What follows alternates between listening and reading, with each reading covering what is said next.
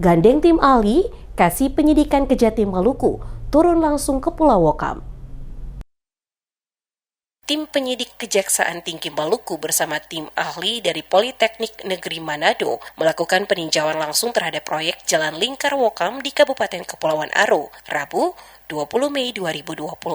Tim yang dipimpin Kepala Seksi Penyidikan Kejatim Maluku, Azhar Orno, tiba di Bandara Dobo dan langsung menuju penginapan di Hotel Apex Dobo sebelum melanjutkan perjalanan ke lokasi proyek Pulau Wokam. Peninjauan dilakukan untuk melihat langsung kondisi pekerjaan jalan yang saat ini tengah ditangani dalam proses penyidikan Kejatim Maluku. Kepada wartawan di Dobo, Azhar Orno menjelaskan bahwa kedatangan tim bersama ahli bertujuan mengecek kesesuaian pekerjaan fisik di lapangan dengan kontrak proyek yang ada. Ia mengatakan, pekerjaan tersebut merupakan proyek fisik sehingga membutuhkan tim ahli guna memastikan seluruh pekerjaan dan material yang digunakan sesuai dengan kontrak. Kami tim penyidik bersama tim ahli untuk mengecek kondisi lokasi tentang kebenaran material dan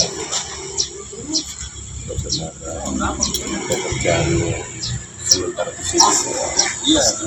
Bukan pekerjaan fisik, jadi kita membutuhkan ahli untuk bagaimana menjelaskan secara kaidah teknisnya bagaimana pekerjaan sesuai dengan kontrak atau tidak. Itu aja.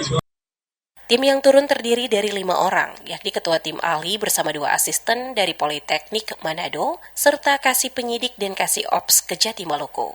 Setelah tiba di Dobo, tim langsung bergerak menuju lokasi proyek Jalan Lingkar Wokam untuk melakukan pemeriksaan lapangan dan pengecekan material pekerjaan. Peninjauan tersebut merupakan bagian dari proses penyidikan yang sedang dilakukan Kejatim Maluku terhadap proyek Jalan Lingkar Wokam dan akan terus mengawal kasus ini berdasarkan hasil rekomendasi teknis yang dikeluarkan oleh tim ahli demi menegakkan supremasi hukum dan transparansi anggaran negara.